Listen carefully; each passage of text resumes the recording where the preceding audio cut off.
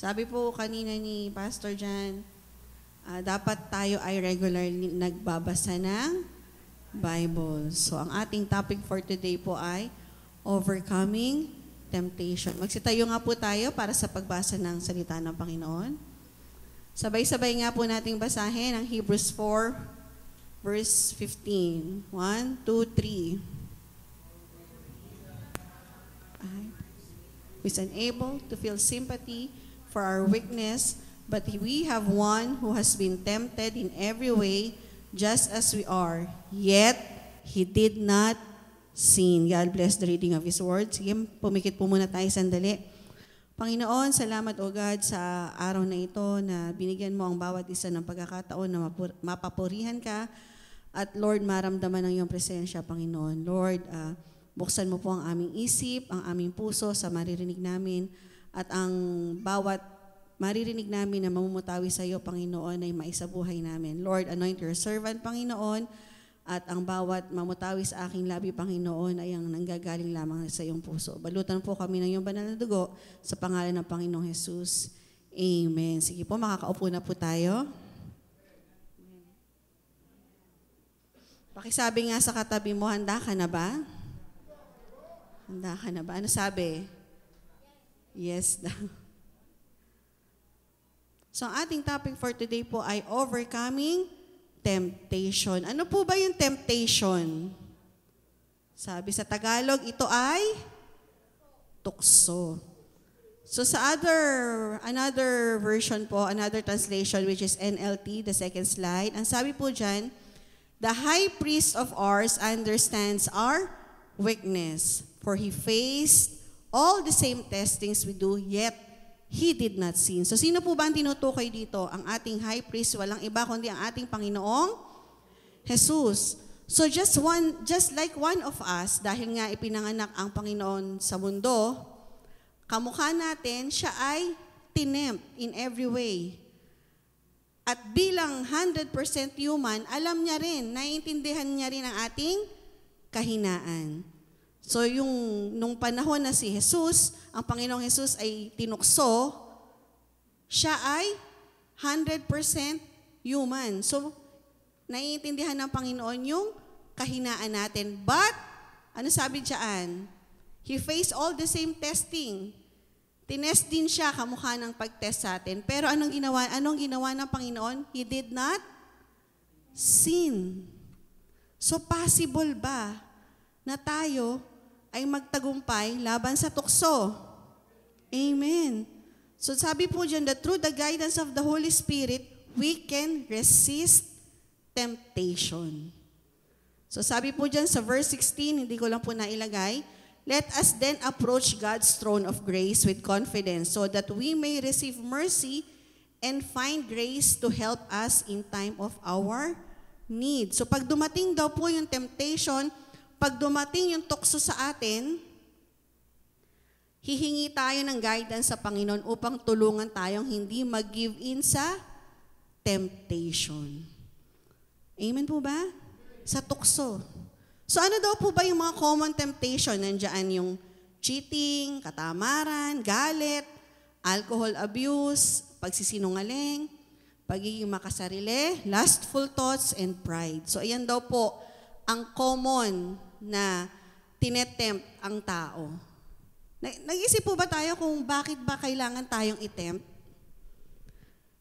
Meron po ba, minsan po ba nag-iisip tayo, ba't kailangan pa tayong itempt? Si Lord ba may gawa nito? May nag-iisip po ba na ganun? Amen. Bakit? Para daw subukan yung faith. Pero alam nyo po ba, ang sabi po dyan, nung second slide, ang temptation daw, according to Google, next slide natin, the desire to do something unwise or wrong. Hindi ka pa gumagawa ng kasalanan, desire pa lang to do something unwise or wrong. And number 2, manipulation. Minamanipulate ka, tinitrigger ka para magkasala ka. So ang tanong po, pag po ba tayo ay tinetempt, nagkakasala na tayo? Ulitin ko po yung tanong, pagka po ba tayo ay tinetempt, nagkakasala na tayo? Hindi pa. Hindi pa po. Pero pag tayo ay nag-give in do sa temptation, nagkasala na tayo. So bakit po ba kailangan nating matempt? Bakit tayo natetempt? Bakit tayo tinutokso? Ba't tayo tinetesting? Naisip po ba natin yun? Daily, di ba? Paggising mo pa lang, may temptation na. Meron ng maingay na kapitbahay, natutulog ka. Nakakagigil, di ba? So bakit ba't daw tayo tinetempt? Temptation, ito ay ginagawa ng kaaway para ma-separate tayo sa Panginoon. Alam ng Panginoon, alam ng kaaway na ikaw ay sa Panginoon. Kaya gagawin niya, ilalayo tayo sa Panginoon. At ang kaaway, hindi tayo pwedeng kontrolin.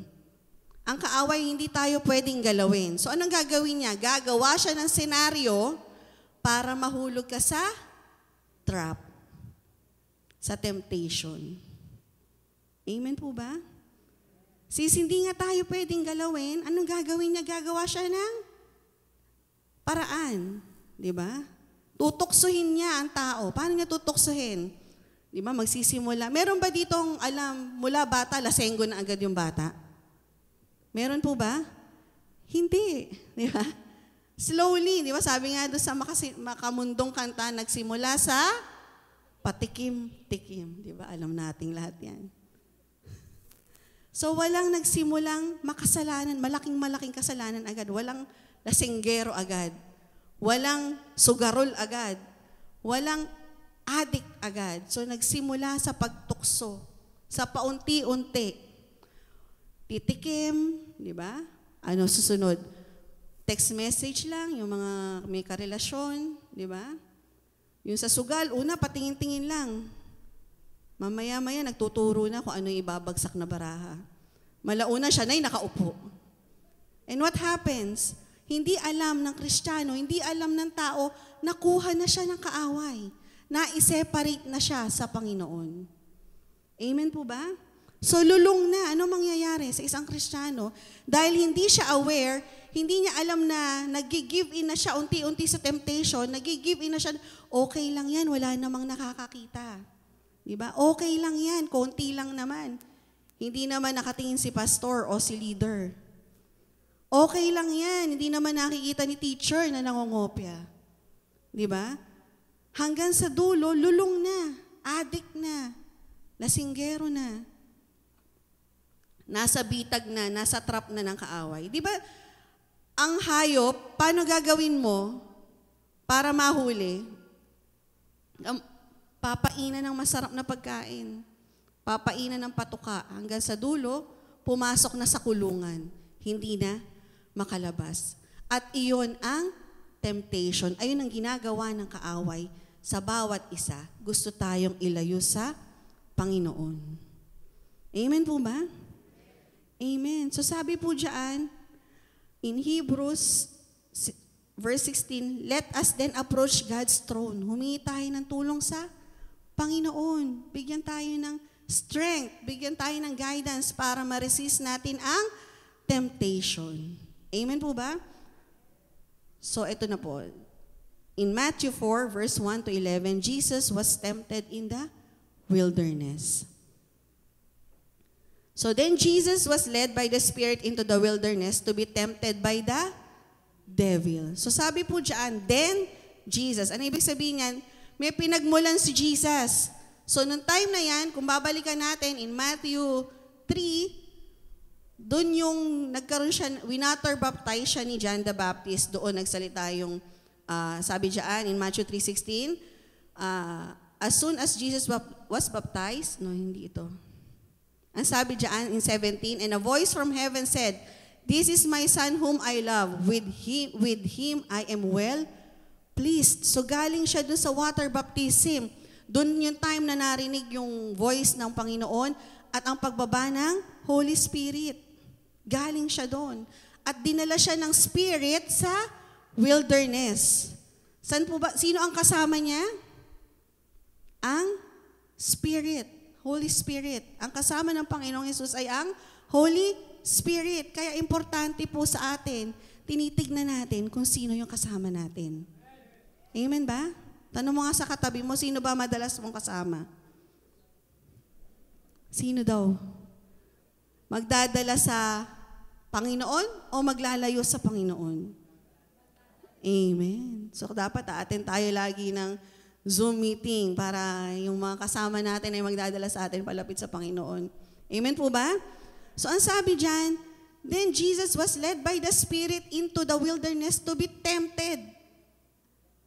Aware talaga ang Panginoon na dadalhin siya sa wilderness para i-tempt. And tayo bilang Kristiyano, dapat alam din natin, araw-araw meron temptation. Amen po ba? At nung dinala siya doon sa ilang days nag-fasting ang Panginoong Jesus. 40 days and 40 nights. Lagi ko ang binibiro, ang Kristiyano galing sa eat all you can. Amen daw. So ano sabi diyan? After fasting for 40 days and 40 nights, he was hungry. Gutom ang Panginoong Jesus. In next slide, the tempter came to him and said, "If you are the Son of God, tell these stones to become bread." Isipin mo, alam na gutom ang Panginoong Jesus. Doon pa, pinagpapagawa ng tinapay. So ano ibig sabihin nito? Alam ng kaaway ang kahinaan ng bawat isa. Alam ng dyablo kung ano ang assignment niya. Alam ng kaaway kung saan kanya titirahin. Amen ba? Alam na alam niya. So kung dating mahina ka sa alak, doon ka titirahin. Kung mahina ka sa pamilya mo or madali kang magalit, doon ka titirahin. Pag linggo, alam na magsisimba ka, tsaka ipahanap ang medyas. Meron po bang ganun dito? Kung kailan paalis, tsaka makikita yung dumi ng bahay, magbababag na. Pumasok na sa temptation. Amen po ba? Sino po ba ang ganun dito? Yes, wala. Wala pong ganun dito. Amen po ba? So doon tayo tinitira sa kahinaan. Pero ang sabi ng Panginoong Jesus, and Jesus answered, "It is written." Anong sabi ng Panginoon? It is written. Nasusulat. Saan daw nasusulat? Sa Facebook hugot ba? Kay Aristotle ba? Sa matalinong tao ba? Hindi. Saan daw? Sa Biblia. Kaya importante na tayo ay nagbabasa ng Biblia. Kung babalik po tayo kanina, sabi nga, di ba tinanong natin, bakit kailangan ng temptation? So to separate us from God. So dapat, at kung ikaw ay tinetempt, okay ka. Kasi ibig sabihin na kanino ka? Nasa Panginoon. Pero kung ikaw ay wala ng temptation, wala ng pagsubok, delikado ka. Ibig sabihin, hindi ka na kailangan i-separate. Tropa ka na, sabi ni ate. Amen po ba? So wag tayong malulungkot kung merong temptation, kung merong pagsubok. Because it is the way of the devil to separate us from God. Amen po ba? May nauunawaan po ba? So ang kabataan, huwag tayo magpapadala sa buyo, sa uso, sa takbo ng sanlibutan. Kung ikaw ay isang babae man o lalaking may karelasyon, tigilan na yung mga like. Tama ba? Yung mga comments. Di ba? So meron nga ako kaming pinakikinggan kanina kagabi pala ni Jan, preacher siya. Ang sabi niya, lumalayo siya sa temptation. Kung ikaw ay lalaki, huwag ka nang nakikipagdikit sa babae. At kung ikaw ay babae, huwag ka nang nakikipagdikit sa lalaki. Amen po ba? Meron pa po ba akong kabati dito? Amen. Ba't nagpapatay sindi yung aking ano? Amen? So ang mga bagay na o relasyon na lihim at itinatago, delikado. Delikado. So temptation or test, kung lagi kang tinetempt na huwag manalangin, paulit-ulit ang test mo, ibig sabihin, paulit-ulit kang bumabagsak. Repeater ka. Kung paulit-ulit kang sinusubok sa pera, ibig sabihin, meron kang hindi pa pinalalakas. Amen po ba? Amen po ba? So ulit, ang sabi diyan, Jesus answered, "It is written." Nasusulat. Ano sabi diyan? "Man shall not live on bread alone, but on every word that comes from the mouth of God." Nung tinokso ka ng dyablo, na, okay lang yan, mag-cheat ka kasi para mataas ang score mo, para honor ka. Meron po bang ganon? Si Daddy daw. Naintindihan? So ano sagot? Dapat equip tayo ng Word of God. That is the importance of reading the Word. Ano ang ibabato mo sa dyablo kung hindi ka nagbabasa ng salita ng Diyos? Ang sabi ng Bible, grace is sufficient.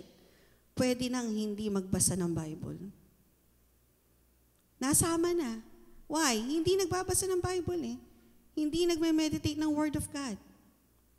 At ang tinutukoy ng Panginoon dito ay hindi lang physical na buhay, kundi buhay na walang hanggan. Amen po ba? So in this verse, Jesus was tempted by lust, carnal desires, fleshly desires. Ito yung kahinaan ng tao. Pinipili kung ano gusto ng sarili, pinipili yung magpapasaya sa kanya, pinipili yung sarili, pinipili kung ano yung pabor, puro sarili, kung ano yung meron siya, gusto pa yung iba. Amen po ba? Hindi lang physical aspects ang kailangan ng tao, kundi spiritual. Amen po ba?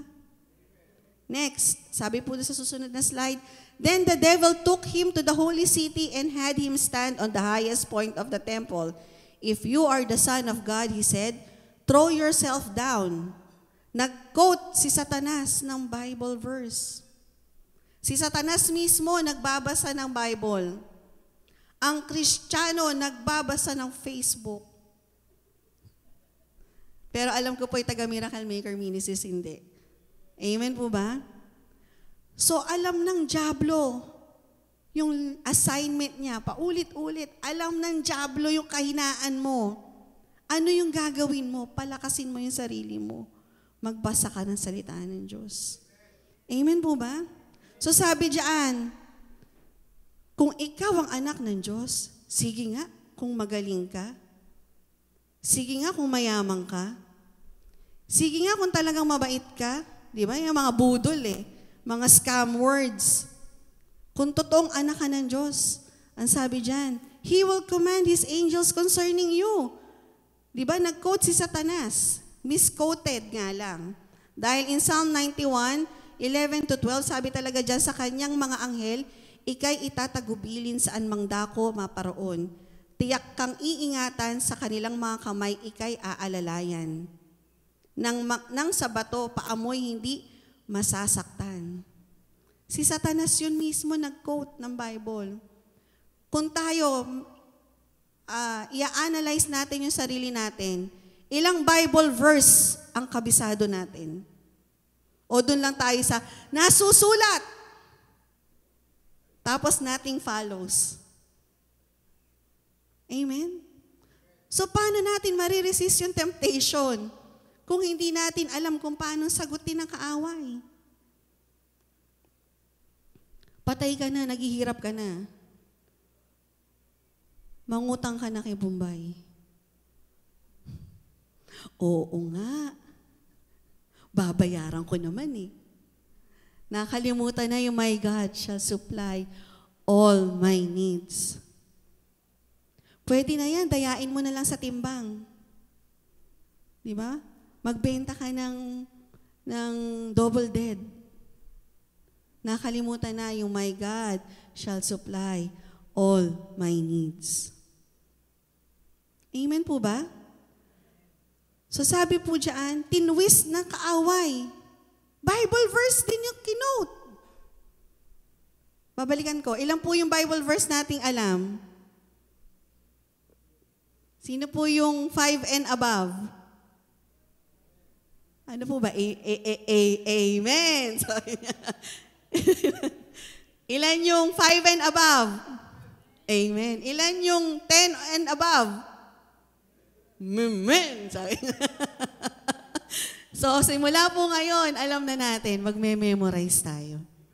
At pag tayo ay sinubok, alam na natin kung paano sasagutin. Hindi tayo sasama. Hindi na tayo magiging marupok. Amen po ba? So, ang sinagot ulit ng Panginoong Hesukristo, it is written, do not put the Lord your God to the test. Huwag mong subukin ang Panginoon. At ang nakakalungkot, yung mga ibang Kristiyano, nakakalimutan ng kaibahan ng pagsubok sa resulta ng katigasan ng ulo. Di ba? Di ba meron tayong anak, pinipigilan mo maglaro sa ulan, pinipigilan mong magpapawis, pag nagkasakit, tsaka iiyak. Gustong-gusto mong batukan, di mo lang magawa. Di ba? Maraming Kristiyanong tumatalon sa kumunoy, sa katigasan ng ulo. Tapos sisigaw, Lord, bakit mo ko ginanito? Ba't mo ko iniwan? Gagawa ng kalokohan, hihingi ng tulong. Wala pong ganun dito, amen? Amen. Yung mananakit, kapag sinaktan, magsusumbong. So sabi po dyan, do not put God into the test. God is just and God is fair. At ang Panginoon, tapat sa mga taong tapat din sa Kanya. Amen po ba? Amen po ba? Huwag po tayong maging ang kaaway. Huwag nating itwist ang word ng Panginoon. Amen po ba? Hindi tayo po pwedeng pagpalain ng walang obedience. Amen po ba? Hindi tayo pwedeng magpatuloy sa kasalanan at gusto natin ang buhay natin blessed. We can never say we are Christians, pero ang gawain natin, ang ginagawa natin, hindi gawaing Kristiyano. Amen po ba? Amen. Let us not put God to the test. Hindi tayo sasamahan ng Panginoon gumawa ng hindi tama.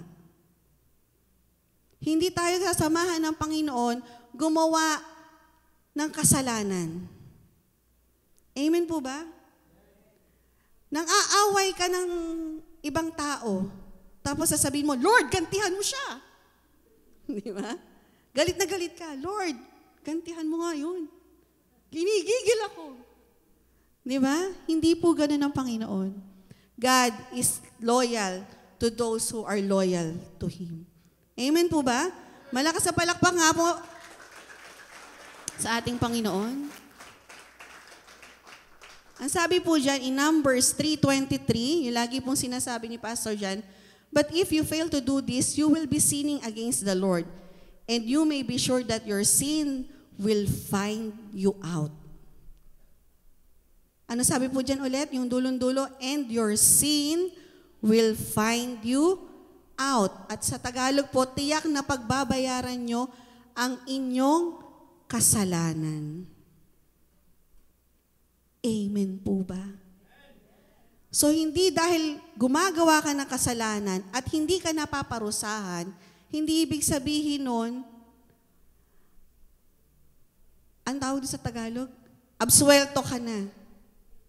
Ligtas ka na. Dahil ang kasalanan, parang bunga, may kahinugan. Amen po ba? So ang bawat kasalanan, may kaparusahan. At ang bawat pagsunod, may pagpapala. So ano ang gusto natin? Pagsunod o pagsuway? Amen. Malakas sa palakpak nga po ang mga sumusunod sa Panginoon. Kaya hindi dahilan na ang walang nakakakita, walang nakakaalam, wala si pastor, wala si kapitbahay, wala si leader. Dahil ang kasalanan nakikita man o hindi, may kaparusahan. Amen po ba? So number 2, na temptation na pinakita ng Panginoon, He was tempted because of pride, self-ambition, sin of pride. Sino po ba dito may kakilala kay Lucifer? Hindi kilalang personal, kumbaga nadaanan lang ng nabasa, may ideas. Si Lucifer is the head angel, siya yung pinaka-head, siya yung pinaka-leader, pinakamagaling, pinakamaganda, magaling tumugtog. So anong ginawa niya? Yung glory ng Panginoon, gusto niya makuha na. Amen. So kaya siya bumagsak. Si Eve, gusto niya maging matalino kamukha ng Panginoon, kaya siya nag-give in sa temptation. Pride, self-glory. So never, sabi po diyan, huwag mong bigyan ng dahilan yung pagkakasala mo para mag-disobey sa Panginoon. Si Satanas, gusto niyang maging kamukha ng Panginoon. Gusto niya yung glory ng Panginoon. Kaya ang ginawa niya, nag-rebel siya sa Panginoon. At ayaw ng Panginoon na tayo ay maging full of pride. Amen po ba? So in verse 8, ang sabi naman po dyan, again, the devil took him to a very high mountain and showed him all the kingdoms of the world and their splendor. All this I will give you, he said, if you will bow down and worship me. Ibibigay ko sa iyo lahat. Sambahin mo lang ako. Ibibigay ko sa iyo lahat. Magpatukso ka lang. Pero ang sabi ng Panginoon dyan, it is written. Worship the Lord your God. Jesus said, away from me, Satan, for it is written, worship the Lord your God and serve Him only. Then the devil left him and the angels came and attended him. So nakita nyo, pinalayas niya si Satanas. Nung umalis si Satanas, sino ang pumalit? Angels. So the absence of the devil is the presence of the angels. The absence of temptation, the absence of sin, ano ang kapalit? Blessing. So saan tayo? Magi-give in tayo sa temptation o i-resist natin ang temptation? Amen. So the absence of the devil is the presence of the angels. Tanong mo, sino ang kasama mo ngayon? Amen. Dahil matagumpay ka. Sabihin mo nga sa katabi mo, matagumpay ka. And number 3, Jesus was tempted through His priorities. Sabi ng iba dyan, lust of the eyes. Pero sino ba ang sinasamba natin? Sino yung inuuna natin? Ang kadalasan, ano yung priorities natin? Ang idolatry, madaming form. Amen po ba? So sabi po dyan, in Matthew 22:36-37, love God above all. So ang idolatry comes in many forms. Hindi muna ako magbabasa ng Bible kasi marami kong trabaho. Meron po bang ganun dito? Hindi muna kami sasamba kasi wala ang maiiwan sa bahay. Hindi muna ako magsa-service kasi ganito, ganyan. At ako, personally, natutuwa ako, nabe-bless ako kay Tatay Quirino. Kasi alam natin yung difficulty niya sa paggalaw, sa movement niya. Pero praise God, kasama natin every Sunday si Tatay. Malakas na palakpak nga sa buhay ni Tatay Quirino. Amen. At alam natin, tingnan mo, ang glory sa face ni Tatay Quirino. Amen po ba? Amen. So hindi mo nasasamba kasi may outing kami. Ano ba ang priorities natin? Minsan akala natin, hindi tayo natetempt. Hindi natin alam, we are giving in to temptation. Ano bang priorities natin? Magmumuse kasi ko eh. Hindi mo na ako atin ng Sunday. Ang ganda. Ang ganda niya, di ba? So ano pa? Inuuna ang mga bagay na hindi makalulugod sa Panginoon. So what are our priorities? Ano ba priorities natin? Sa umaga, kahit paulit-ulit natin sinasabi, ano ang inuuna natin? Cellphone or Bible? Ano? Prayer. Amen. Prayer daw. Sino ang prayer? Amen. Sino ang reading the Bible? Amen. Sino ang wala? Sino ang cellphone? Andun daw yung Bible sa cellphone. Sa Reels daw. Amen? So, ito yung mga karaniwan, normal, na tinetempt ang tao. Priorities, pride, and lust. So, how to overcome temptation? Paano ba natin ma-overcome ang temptation? Paano ba natin hindi tayo bibigay sa tukso? Paano bang hindi tayo mananatiling marupok? Number 1 is to be ready. Si Jesus, ang Panginoong Jesus, nung itetempt siya, ready siya. Battle ready. Kung titingnan mo, complete armor siguro ang Panginoong Jesus. Totally. Mula ulo hanggang panyapak, ready siya. It took Jesus 40 days and 40 nights to fast. Si Jesus na yon. Ang Panginoong Jesus na yon. Ilang days? Ilang days nag-fast? 40 days. Meron po ba dito sa kalagitnaan nakapag-fasting na ng 40 days? Wala pa. Yun na i-goal siguro natin. Amen. Dual yun. Papayat na, talakas pa spiritual. Amen po ba? So how much time do we spend reading the Word of God? Yung readiness natin, ilang oras tayo nagbabasa ng salita ng Diyos? Meron po bang 30 minutes? Sino po dito merong 30 minutes? Parang, palagay ko matagal. Sino po dito 1 hour nagbabasa ng Word of God? 30 minutes na. Tumawad na. So, kailangan nating ready. Ang devil, alam niya yung assignment niya. To kill, steal, and destroy. Ang Kristiyano, alam kaya ang assignment niya? Ngayon pa lang po. Di po namin alam, may assignment pala. Di ba? Alam niya how much do we spend time strengthening our inner man? Ilang oras tayo sa prayer closet? 30 days? Non-stop?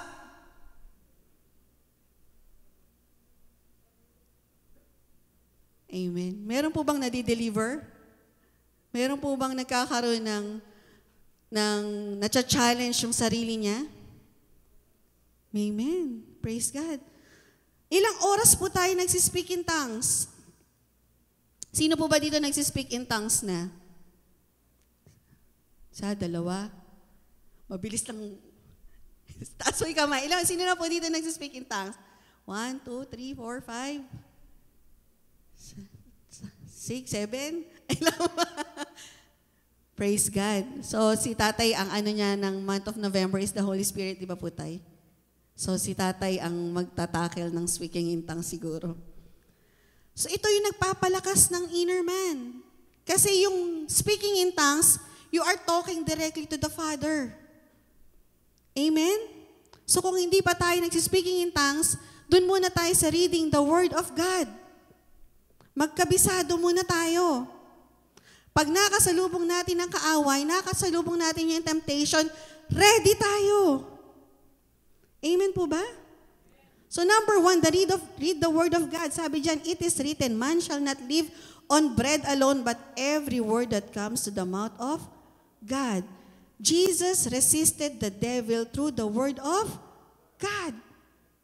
Kung hindi mo alam ang salita ng Diyos, ano yung ibabato mo? Facebook hugot nga daw. Walang sundalong pumunta sa laban ng walang armor. Di ba nga yung SAF ba yun? SAF, yung pinadala sa Sulu? May natira ba? Ubos. They are not prepared. Hindi sila handa. Sa mga kabataan, pagka ba kayo ay may exam at pumunta kayong hindi nag-review, hindi handa, pasado? 0. Handa siya. Mahirap lang daw talaga yung exam. Amen? Di ba? 0! Bagsak! Handa si kuya. Mahirap lang talaga. Amen? So bilang Kristiyano, ang armas natin, it's the Word of God. Amen.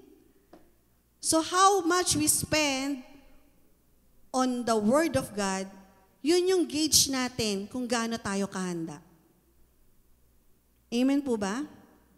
Alam mo na yung kahinaan mo, palalakasin mo na lang. Amen? Amen.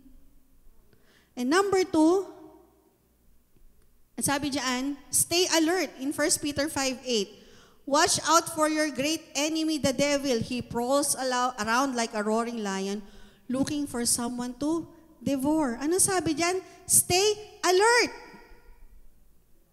Stay alert. Be ready. Hindi natin kailangan matakot, hindi mo kailangan maging matapang, hindi mo kailangan maging malakas, ang kailangan mo lang maging prepared. Kailangan lang natin maging ready. Sabihin mo nga, I am ready. I will be ready. Kung kilala ka ng kaaway, alam na alam kung saan ka pa iiyakin, magbasa ka ng salita ng Diyos. Amen po ba? We have to know and understand on how to resist the devil. Paano daw? It is written. Sa salita ng Diyos. Amen po ba? Number 2, pray. Ang prayer po, it is accepting na hindi natin kayang gawin. That apart from God, we cannot do anything. Amen po ba? Pag malayo ka sa Panginoon, wala. Amen po ba? So when we pray, we humble ourselves. Lord, hindi ko kaya. Lord, samahan mo ko. At ang Panginoon, sasamahan ka. Lord, nanghihina ako, hindi ko kaya. Ang Diyos ang magpapalakas sa'yo. Amen po ba? Sa bawat sitwasyon, pag in-offer natin sa Panginoon, ang Diyos na ang bahala. Parang bola. Di ba po yung bola? Ito yung problema mo, yung bola. Pag hinagis mo sa Panginoon, may hawak ka pa ba? Wala na. Siya na. Siya na bahalang mag-shoot. Amen? So when we pray, we humble ourselves. Amen po ba? In number 3, fasting. Fasting is a way to humble ourselves in the sight of God in Ezra 8:21. Sa fasting, humihina ang ating physical body pero lumalakas ang ating spirit, yung heavenly desire. Amen ba? So dapat tayo nagfa-fasting. Amen po ba? Malapit na po ako matapos. Napakabilis lang ng ating ano. Next, number 5, always choose God. Nakalagay po diyan, avoid it, do not pass by it, turn away from it, and pass on. Yung kasalanan daw dapat ina-avoid, hindi dinadaanan at tinatalikuran. Amen po ba?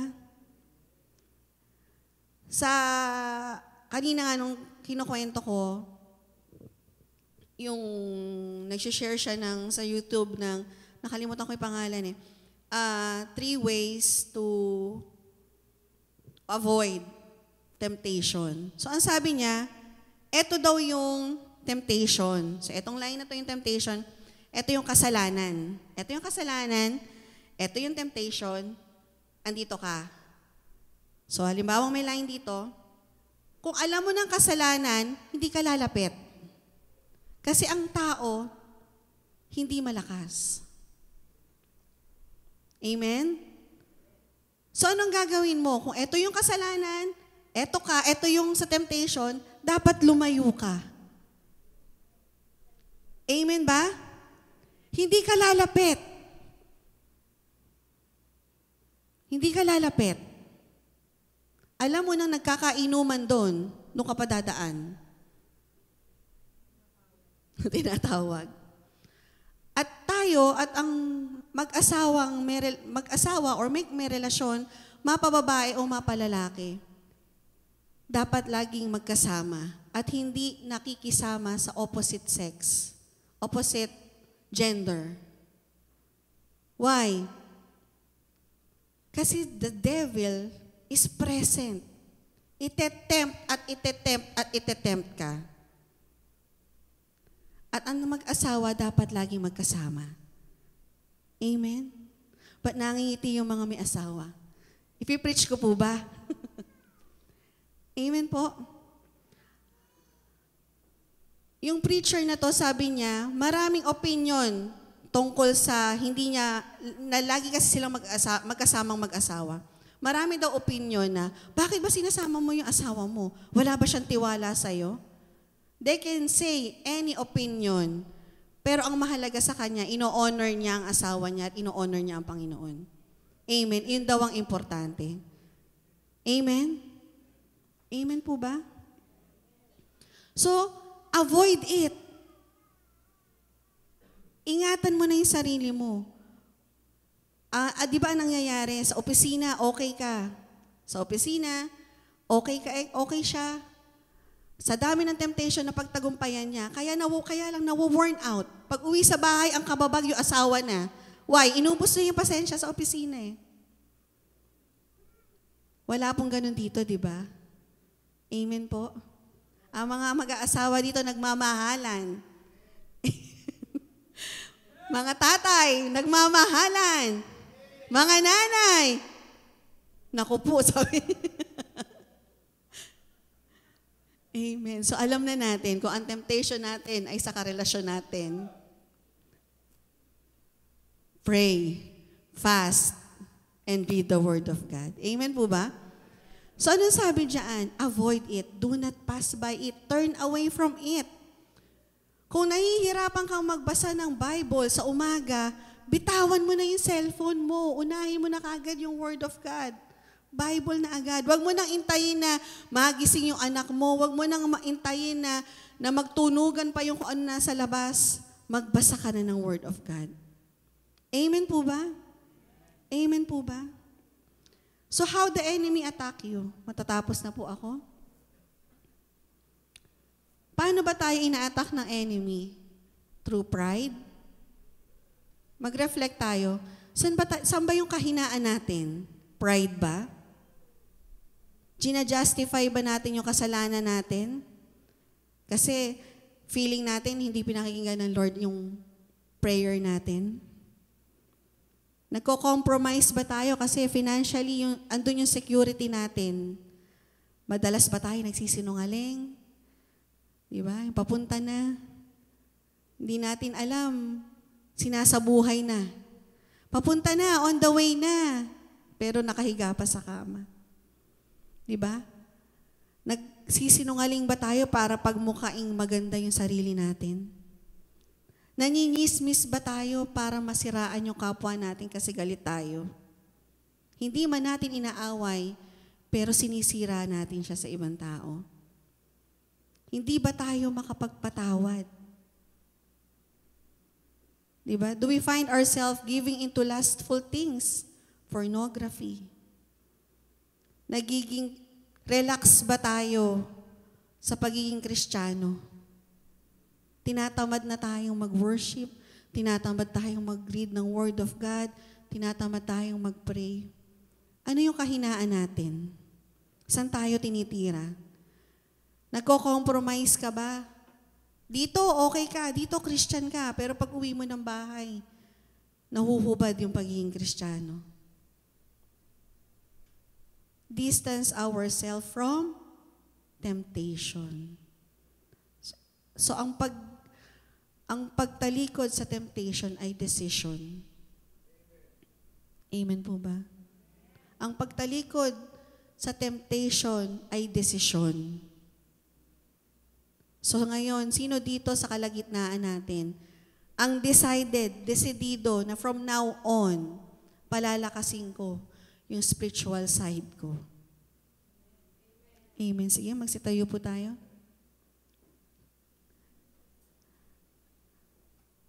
So lahat tayo nagde-decide dito. Amen. So,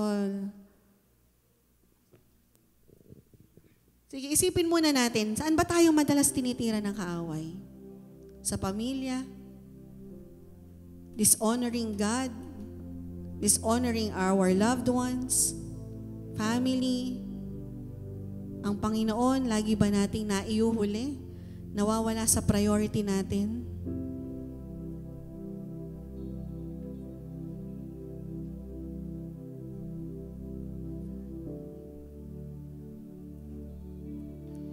Sige, isipin mo nga, lahat tayo pumikit. Isipin mo, Lord, yung paulit-ulit na kahinaan ko na napapasok ako ng kaaway. Lord, takpan mo to ngayon. Hihingi ako ng lakas sa'yo. Takpan mo yung kahinaan ko. Ikaw yung maging kalakasan ko sa kahinaan ko na ito. Sa'yo ko aasa at pipiliin kita sa bawat temptation ng buhay ko, sa bawat pagsubok na mararanasan ko, ikaw ang pipiliin ko dahil ayokong mahiwalay sa'yo. And from this moment, magsisimula muli akong magbasa ng salita mo. Mananalangin ako at magfa-fasting ako, Panginoon. Yung mga bagay na nakakalimutan na palakasin, from this day forward, O God, mabubuhay ako na para sa'yo na.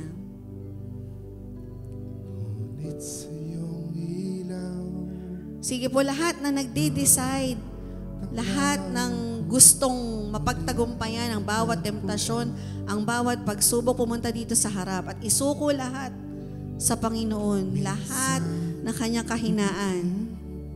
Sige po, punta po tayo dito sa harapan. Pagpe-pray tayo ni Pastor Lito.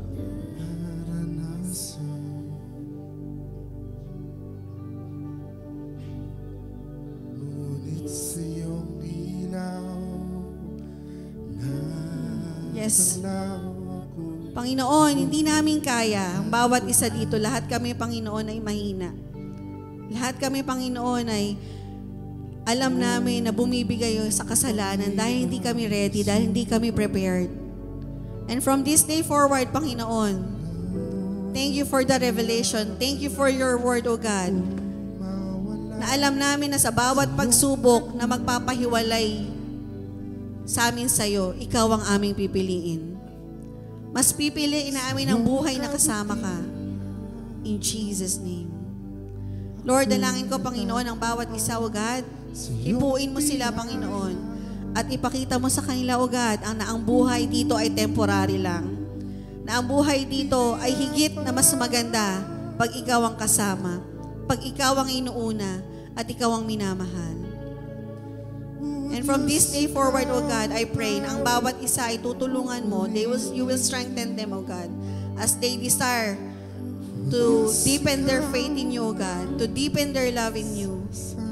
In Jesus' name, amen.